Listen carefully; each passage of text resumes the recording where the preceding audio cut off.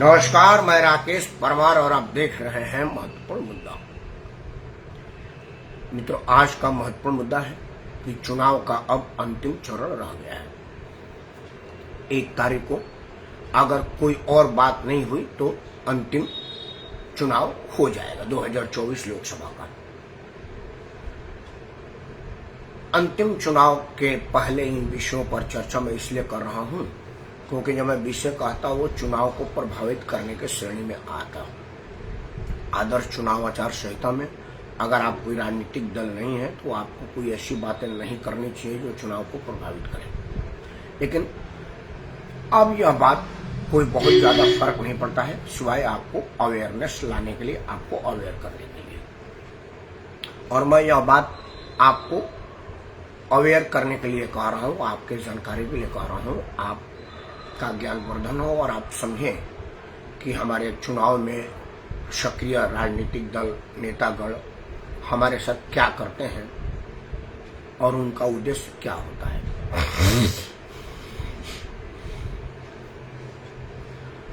मित्रों, अब इधर कुछ दिनों से जब से अरविंद केजरीवाल के राजनीति का उदय हुआ, 2-3 चीजें पहले से अलग होने लगी। राजनीति में नौटंकी की शुरुआत इसके पहले नहीं होता था।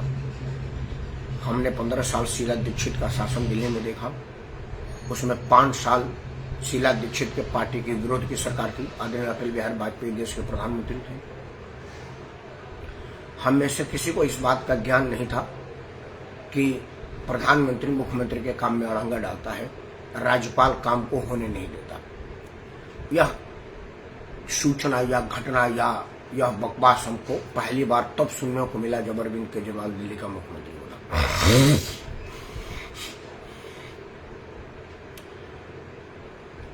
और भी कई तरह के नाटक और नौटंकी सुनने को मिला। मैं आज नौटंकियों पर बात नहीं कर रहा हूं।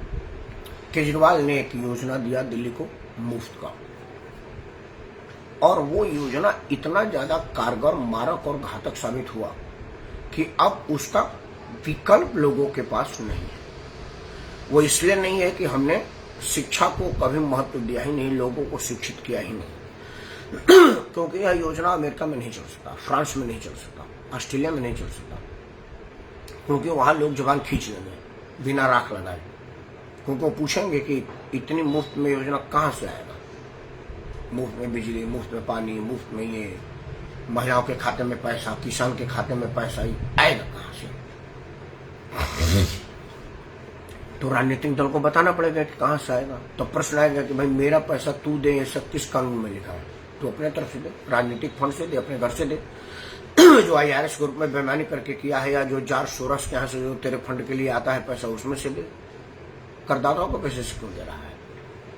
लेकिन भारत के राजनीतिक दल ने इस विषय पर कहीं कहीं दबे जुबान से इस पर चर्चा करना शुरू किया।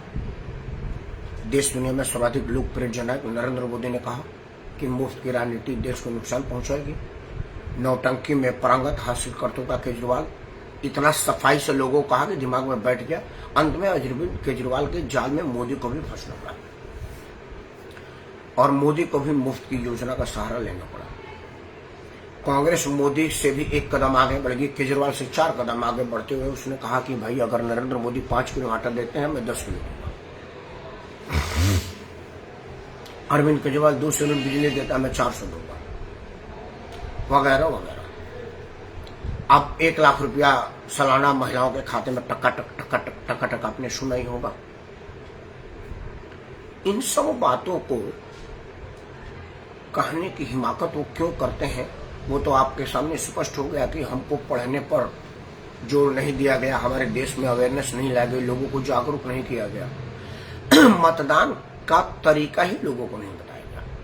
इस देश में जो 2-4-5% लोग जो चुनावी राजनीति में, उनके अलावा लोगों को पता नहीं होता कि मतदान की प्रक्रिया होती क्या है और मतदान का क्या मतलब है। उन्हें बस पता चलता है कि जब चुनाव होगा, जिस दिन हमारे यहाँ वोट आएगा, मैं वोट डाल दूंगा जिसको मेरी मर्जी करेगी। और यही सबसे बड़ा लोकतंत्र वो मानते हैं, और हम भी मानते हैं। दुनिया का डंका पिटते कि हमारा इतना बड़ा लोकतंत्र है, सबसे ज्यादा लोग मतदान करते हैं, और यह सही भी है। लेकिन क्या उनको मतदान का प्रकार पता है? मतदान क्यों करते हैं, मतदान कैसे करते हैं, मतदान किस मुद्दे पर करते हैं, मतदान किस विषय पर करते हैं, मतदान का करने का मतलब क्या है, मतदान करने की शक्ति उनमें है और वो जो शक्ति ट्रांसफर करते हैं वो कितना शक्तिमान हो जाता है, क्या उनको यह कभी बताया क्या? कहीं भी चुनाव आयोग, राजनीतिक दल, स्वयंसेवी संस्था ने कहीं कोई कार्यशाला, कार्य योजना लगाया? किसी यूट्यूब, फेसबुक, ट्विटर पर आपने कोई ऐसा वीडियो देखा जिसमें लोगों ने कहा हो कि भाई आपको मतदान का जो अधिकार दिया गया है उसका मतलब क्या है? आपके मत को पा लेने के बाद वो आदमी मदमस्त हो जाता है जो कल तक आपका साथी था, आपके बराबर की हैसियत थी, लेकिन आपका मत पा करके आप ही के सामने बंदूक के साय में आता है। आज बाद में ब्लैक हेड कमांडो रहते हैं। जो आदमी साइकिल चंदे लेकर खरीदता था वो BMW की कारवा में चल रहा है और आप कह रहे हैं कि मेरा नेता कैसा हो, इसी हरामी जैसा हो, इसी घोटालेबाज जैसा हो, इसी चोर जैसा हो, इसी करप्ट जैसा हो। और आपको कभी यह समझ में नहीं आती कि भाई हम ही कह रहे हैं। हमारे यहाँ इस बात पर कहीं आज तक सोचने को दिया ही नहीं गया, सोचने की समय नहीं मिला लोगों को। इसलिए सोचने का समय मिला कि हमको शिक्षित नहीं किया गया चुनाव की शक्ति को। मैं इस पर अभी 1 मिनट रुकता हूँ, पहले मुफ्त की बात आ जाए तब आपको सब कहूंगा तो कुछ समझ में आएगा। जैसे जो भी राजनीतिक दल के लोग, जैसे केजरीवाल ने शुरू किया था 200 यूनिट बिजली मुफ्त, तो दिल्ली में 2 कंपनी को बिजली की व्यवस्था दी गई है, टाटा पावर को और रिलायंस को। मैं जहाँ दक्षिण दिल्ली में रहता हूँ वो VSS का बिजली है, मतलब रिलायंस इसका मालिक है। आप रिलायंस 2 रुपया अपने घर से तो देगा नहीं, 2 रुपये का 2 कौड़ी होगा, तो मोबाइल का एक दिन नहीं देता एक्स्ट्रा। जिस दिन रिचार्ज का टाइम खत्म, मोबाइल बंद, तो वो 200 यूनिट हजारों लाखों लोगों को कैसे दे रहा है, यह केजरीवाल नहीं बताता और रिलायंस भी नहीं बताता, वो मैं बता रहा हूँ। हमारे जैसे लोग जो 200 यूनिट से ऊपर बिजली इस्तेमाल करते हैं वो पैसा उन पर चढ़ाते हैं।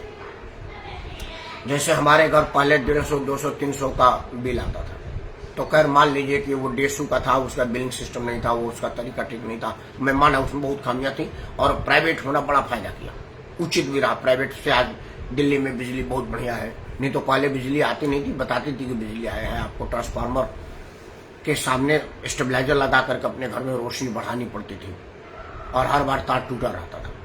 रिलायंस का आने के बाद, निजीकरण होने के बाद इससे मुक्ति मिली है और घंटा 2 घंटा 5 घंटे में अगर आपका ट्रांसफार्मर खराब है तो बदल जा रहा है। सुविधाएं बढ़ी है, इसमें कहीं कोई दिक्कत नहीं।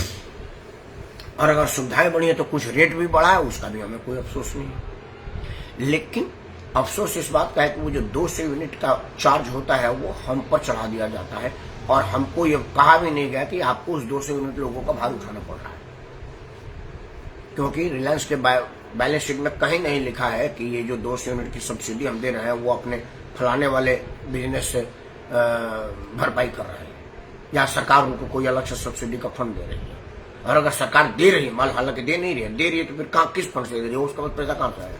उसके पास पैसा का स्रोत ये है ना, डायरेक्ट टैक्स और इनडायरेक्ट टैक्स, प्रत्यक्ष कर और प्रत्यक्ष कर, और दोनों ही कर हमसे लिया जाता है। तो हमारे पैसे को हमारे मर्जी के बगैर, हमारे कंसेंस के बगैर दूसरों में बांटने की इजाजत किसने दी? इस विषय पर हमने कभी विचार नहीं किया। इस पर विचार करना चाहिए। हम प्राण लाभान्वित होते हैं, लोग कहते हैं कि उज्ज्वला योजना है, हर घर शौचालय है, तरह तरह की, मतलब भाजपा अपनी योजना बताती है, कांग्रेस अपनी योजना बताती है, जो भी राजनीतिक दल में लोग योजना बताते हैं और हम खुश होते हैं कि यार देखिए नरेंद्र मोदी ने उज्ज्वला योजना दिया है, घर के महिलाओं को गैस सिलेंडर मिले, 5 लाख का बीमा मिला है, सब कुछ ठीक है। लेकिन वो 5 लाख आता कहाँ से है, किसको से आता है? क्योंकि उनके उद्योगपति मित्र तो पैसा लेकर के भाग जाते हैं, 1 रुपया तो देते नहीं। मतलब हम पर जो मध्यम वर्ग है उस पर कितने लोगों का भार है? 180 करोड़ लोगों, 140 करोड़ लोगों में से 40 करोड़ लोग भी नहीं है जो कर के अंदर आते हैं, क्योंकि पैन कार्ड हमारे देश में 40 करोड़ है नहीं, तो टैक्स तो पैन कार्ड से वसूली जाएगी। तो जो लोगों के पास है उन लोगों के जिम्मे है, उनका भी भार है, जो बैंक से पैसा लेकर भाग जाते हैं, उनका भी भार है जिनको मुफ्त में दी जाती है, और उनका भी भार है जो मुफ्त में योजना का बात बकवास आपके सामने करते हैं, क्योंकि लाखों रुपया रोज उन पर भी खर्चा है, उनका रख रखाव में, सुरक्षा में, बिजली में, फलाना में, उनके तामझाम में, जो लाव लश्कर उनके साथ चलता है वो खर्चा भी आप ही के साथ है और आपको पता ही नहीं। और आप खुश हो रहे हैं कि भाई हमारा नेता कैसा हो, इन्हीं के जैसा हो। जब आप अवेयर होंगे, आपको जानकारी होगी, तब आप नेताजी से पूछेंगे कि नेताजी आप कह रहे हैं कि मैं 5 किलो दूंगा, मैं 10 किलो दूंगा, तो पैसा कहाँ से आएगा? किसी नेता ने किसी ने पूछा। और हमारे देश में पत्रकार तो है नहीं, और हम जैसे लोग जो पत्रकार हैं उनको 5 आदमी ज्यादा कोई देखता सुनता नहीं है। किसी मतलब नगारे में टूटी की तरह से बात खत्म हुई, ना सुना किसी ने ना सुना। 2-4-5 लोग यूट्यूब वीडियो और फेसबुक पर देख लेते हैं, हम उतने से खुश हैं कि हमने अपना कर्म तो किया, लेकिन हमें संतुष्टि है कि मैं अपना फर्ज अदा किया। अब लोग इससे लाभान्वित हो ना हो उनका काम है, हमने तो अपना काम किया। तो मित्रों, आप 2 चीज जान लीजिए कि मुफ्त की योजना मुफ्त की नहीं होती, वो बड़ा खर्चीला होती है और उसका खर्च आपसे वसूला जाता है। और दूसरा कि आपको चुनाव की शक्ति का अंदाज किसी ने नहीं कराया। 2 मिनट में मैं कोशिश करूंगा कि आपको बता दूं। देखिए मित्रों, मैं यूपी का रहने वाला हूं, बिहार में मेरा ननिहाल और ससुराल है, तो बस यूपी बिहार की बात करूंगा, सबका बात करूंगा, वीडियो लंबी हो जाएगी। यूपी की बात करते हैं। 90 के दशक में मतदान का अधिकार जब से प्राप्त हुआ, उसके पहले मुझे पहली बार राजनीतिक समझ किताब के अलावा, जैसे किताब में तो नागरिक शास्त्र में पढ़ा था ना, राष्ट्रपति प्रधानमंत्री चुनाव प्रक्रिया, लेकिन वो एक सब्जेक्ट था, विषय का एक पार्ट था, और एक विद्यार्थी होने के नाते मुझको यह याद करना था। क्योंकि जब आप पढ़ते हैं तो सब विषय पढ़ते हैं, उसके जीवन में कोई मतलब हो ना हो। जैसे मोहनजोदड़ो हड़प्पा की खुदाई पढ़ते हैं, भूगोल और इतिहास पढ़ते हैं, उसी तरह से नागरिक शास्त्र भी पढ़ते हैं। तो वो एक विषय जो था, एक पेपर के वजह से तो पढ़ते पढ़ते थे, सबसे ज्यादा इसमें दिलचस्पी बड़ी, जानकारी बड़ी और जानने की उत्सुकता हुई जब एक दुखद दुर्घटना हुआ इस देश में। देश दुनिया में तत्कालिक सर्वाधिक लोकप्रिय जननायक में सबसे ऊपर विराजमान श्रीमती इंदिरा गांधी का उन्हीं कांग्रेसियों ने गोली मार कर हत्या कर दी, और देश भर में कोहराम मचा। चूंकि टीवी मीडिया नहीं था, नहीं तो हर जगह होता, समाचार पर रेडियो पर आया, अखबारों से पता चला, और पता चला कि यार ऐसी भी कोई घटना हो गई। और वह 31 अक्टूबर 1984 से लेकर के आज तक समाचारों से लगाव जुड़ाव रहा, अखबार के माध्यम से, रेडियो के माध्यम से, टीवी के माध्यम से, और अब तो टीवी पर बोलने के माध्यम से भी है। तब से हमने कभी किसी को यह कहते सुनते नहीं देखा कि भाई चुनाव में आपको जो मिली शक्ति है उसका उपयोग कैसे होगा। उत्तर प्रदेश में बात कर रहा था, मुलायम सिंह यादव को थोड़ा बहुत मैं जानता हूं, मतलब ये मैं नहीं कहता कि मैं ही ज्यादा जानता हूं, बाकी कोई बहुत लोग, लाखों हजारों लोग होंगे उनको जानते होंगे, लेकिन बहुत सारे लोग उनको नहीं जानते, मैं जानता हूं। मुलायम सिंह यादव एक निहायत ही गरीब परिवार में थे। उनको एक क्षत्रिय आदमी ने सहारा दिया, अपने स्कूल में अध्यापक का नौकरी दिया और पहलवानी के लिए व्यवस्था दी। उसका क्या हुआ वो चर्चा नहीं करूंगा, बिगाड़ जाएगा बात। लेकिन एक आदमी जिसका पास अपना इतना संसाधन नहीं था कि वो खुद कर सके, वो एक आदमी के सहारे पर था। आज उनके पास व्यवस्था यह है कि वो लखनऊ से सफाई 150 किलोमीटर है, चार्टर प्लेन से मतदान करने आते हैं। गाड़ी में इसलिए नहीं आते कि झटका लगेगा, हालांकि उनके पास जो गाड़ी है उसमें झटका नहीं लगता। लेकिन अब 1 घंटा कौन सड़क पर बैठे, इतना उनके पास समय कहाँ है। उड़न खटोले उड़े, वोट दिए और चले गए। उनका एक बेटा, जो उनका बेटा ही नहीं है, वो दुनिया के सबसे महंगी गाड़ियों के काफिले में चलता है। 3-3, 4-4 बड़ी बड़ी महंगी गाड़ियां उसके साथ घूमती हैं हवाबाजी में, वो खुद तो चलते रहता है। और काम क्या करते हैं उन्होंने, कभी कोई फार्म नहीं भरा किसी चीज का। उनके परिवार में कोई आदमी नौकरी का कोई फार्म नहीं भरा, कोई आदमी ना नौकरी करता ना व्यवसाय करता है, पैसा अपना पार है। अब हमें शिक्षित नहीं किया गया है कि हम पूछ सके कि भाई माननीय मुलायम सिंह यादव, मैं ठीक है आप यादव को उकसा रहे हैं कि भाई बड़े लोगों ने हमारा नुकसान किया है, मुसलमानों को उकसा रहे हैं कि हिंदुओं ने तुम्हारा शोषण किया है, इस्लाम खतरे में है, तुम एकजुट हमारे छतरी के नीचे आ जाओ। ठीक है, उससे हमको कोई दिक्कत नहीं है, क्योंकि अगर वो यादव है तो हमारे भाई है, वो मुसलमान है तो वो भी हमारा भाई, इसी देश का नागरिक है। आप जिस मुसलमान को भड़काते हैं वो पाकिस्तान का मुसलमान नहीं है, हमारे भारत का मुसलमान है, और वो किसी से भी पहले भारतीय है। मैं उसके भारतीयता पर प्रश्न नहीं लगा रहा हूं। लेकिन इनमें से किसी ने यह नहीं पूछा कि मुलायम सिंह जी, कल तक आपके पास खाने की स्थिति नहीं थी, आज लाखों करोड़ों का घर है, इतनी ज्यादा कुछ है जिसको निकालने के लिए आपके बेटे को टाइल तक उठाना पड़ा। क्योंकि अखिलेश यादव इतना बेवकूफ तो है नहीं कि जाते को टाइल उखाड़ जाएगा। नहीं, वो टाइल के नीचे कुछ ऐसी चीजें थी, बेशकीमती थी, जिसको उसको लेके ही जाना था। उसको क्या पता था कि कोई सीन ऐसा भी आएगा जो घर खाली करना पड़ जाएगा। वो लोग तो समझते थे कि बाप का राज है, जैसे राजमहल में हम रहते हैं, राजनिवास में आजीवन निवास करेंगे। लेकिन भाई यहाँ तो योगी जी आ गए और उन्होंने कहा कि ना भैया, ये बपौती नहीं है, ये टेम्परेरी है। क्योंकि भाजपा में कोई सीट बाप की सीट नहीं होती, टेम्परेरी होती है, आप पर टाइम बिंग है, आज है कल नहीं है। तो जब योगी जी ने कहा कि भाई आज है कल नहीं है, तो उनको समझ में आया। तो जब खाली करना पड़ा तो वो जो टाइल के नीचे पड़ा हुआ था उसको तो लेके जाना पड़ता ना भाई, इसीलिए वो टाइल को उखाड़ना पड़ा।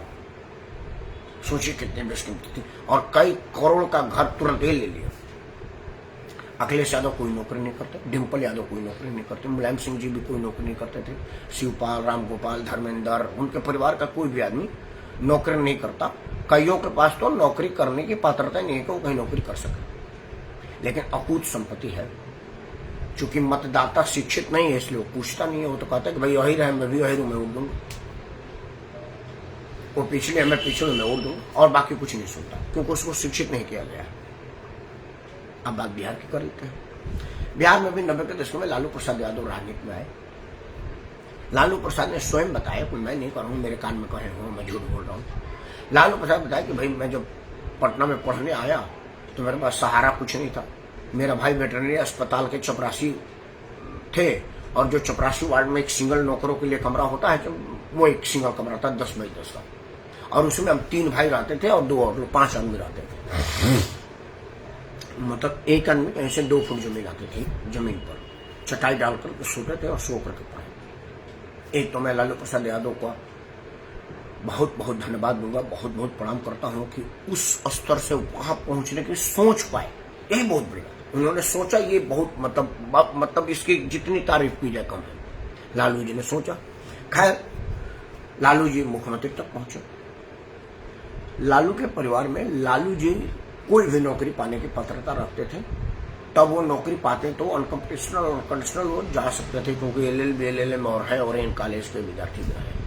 लेकिन उसके बाद की जो जनसंख्या, जैसे राबड़ी देवी को तो आज भी अंगूठा लगाने का और कुछ पता नहीं। उनको एक लड़की डॉक्टर है, और वो कौन सी डॉक्टर है जब लालू प्रसाद यादव को इंजेक्शन देने के लिए दूसरे डॉक्टर को बुलाती है। उनका बाकी ये जो दोनों बेटे, एक तो 7वीं में 7 बार फेल है और एक खींच खांच के मैट्रिक पास है। मतलब इसमें से सभी के सभी चपरासी की नौकरी पाने की पात्रता नहीं रखते, कहीं पर चपरासी की नौकरी के आवेदन कर ही नहीं सकते, क्योंकि मिनिमम योग्यता चपरासी वाले भी क्लास नहीं है।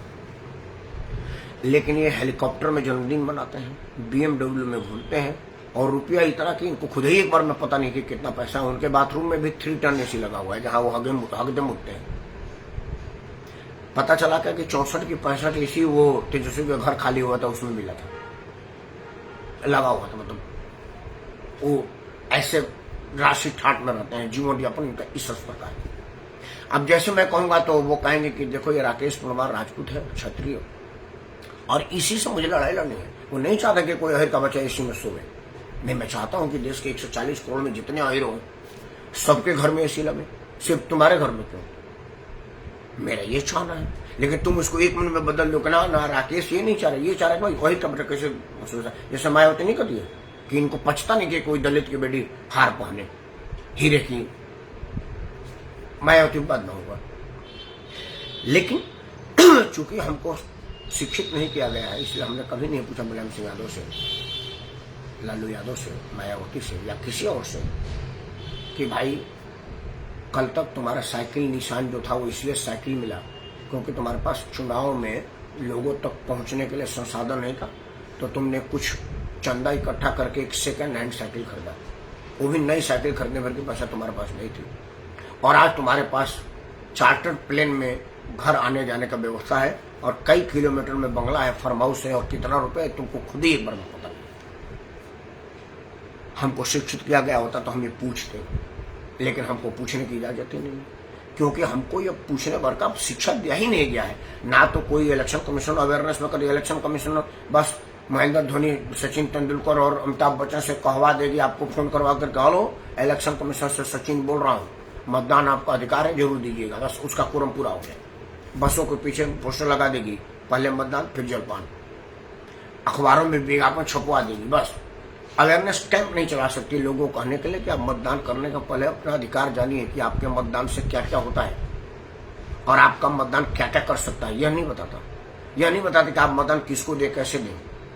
यह नहीं कहता कि पानी पियो छान के, वोट दो जान के। यह नहीं पता करता, यह अवेयरनेस ही नहीं चलाता। और बाकी नेता क्यों चलाए? वो तो नेता चुनाव में आते हैं तो वो मछली खाए, वो मीट खाए, वो मुर्गा खाया, ये खून प्यासू बोला, फलाना बोला। असली मुद्दे पाते नहीं है, क्योंकि उनमें तेरा चुप मेरा चुप पहले से सेटिंग है, बाकी वो सब एक ही है। तो इन सब चीजों को विचार करिएगा। अब मायावती का नहीं कहूंगा तो बेचारे नाराज हो जाएंगे, कहेंगे कि दलित विरोधी है राकेश परमार।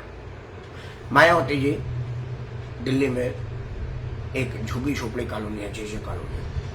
वो जे कॉलोनी के 23 मीटर की जमीन पर जो रिहेबिलिटेशन में मिलता है ना, झुग्गी की जगह पक्का मकान बन रहा है, जो सुगंध 23 मीटर का होता है। उस 23 मीटर में उनका 10-12 परिवार रहता था। जमीन पर भी सोने की व्यवस्था नहीं थी। उस व्यवस्था से मायावती बधाई की पात्र है, उन्होंने मुख्यमंत्री बनने का सोचा, सपना देखा, अच्छी बात है। लेकिन आज मायावती के पास कितना है ये खुद ही पता नहीं है। वो कितने हजार रुपए की जूती पहनती है और कितना हजार रुपए घर में जूतियों का कलेक्शन है, ये खुद एक बार उनको पता नहीं। लेकिन दलित भाई ये सुनना ही नहीं चाहता, क्योंकि उसको अगर नहीं किया गया। वो तो इसी में खुश है कि भाई मेरी एक बार मुख्यमंत्री बन गई है और हीरे के हार बनी है। वो भूखे मर रहा है, उससे कोई फर्क नहीं पड़ा, क्योंकि उसको शिक्षित नहीं किया गया। देश भर में यही स्थिति है। तो यह चुनाव तो बीत गया, लेकिन चुनाव तो अब हर साल हर महीने में हो रहा है। तुरंत बाद विधानसभा का चुनाव है, पंजाब का, हरियाणा का, हिमाचल का, उसके बाद और जगहों का होगा। यह मेरा बात याद जरूर रखिएगा कि चुनने का अधिकार आपका है, तो किसको चुनो यह जानने का भी अधिकार आपको है, और यह जान करके ही आप चुनो। यह मत चुने कि मेरे जात का है, मेरे धर्म का है, मेरे क्षेत्र का है, मेरे घर का है। नहीं तो आप ना घर का रहेंगे ना घाट का रहेंगे। अभी नहीं, आपको समझ नहीं आ रहा है तो मैं क्या करूँ। मेरे बातों को विचार जरूर करिएगा, और अगर मेरी बात सत्य लगे तो सबसे पहले आप आप लोगों को प्रार्थना है कि इस वीडियो को लाइक करें, चैनल को सब्सक्राइब करें और इसे अपने सभी समूह में साझा करें, क्योंकि जब साझा करेंगे तो समस्या अपने समाधान को प्राप्त करेगा, और जो समस्या समाधान को प्राप्त करेगा तो वो समाप्त होगा। देश में हर दिन कोई ना कोई समस्या लेकर के आपके पास आता रहता हूँ और आता रहूँगा, तब तक जब तक यह समस्या समाप्त न होगा। बेशक एक दिन में नहीं होगा, लेकिन एक दिन जरूर होगा। इन्हीं उम्मीद के साथ, उन्हीं दिनों की उम्मीद के साथ मैं राकेश परमार आप सबको साझा करता हूँ। जय हिंद, वंदे मातरम और भारत माता की।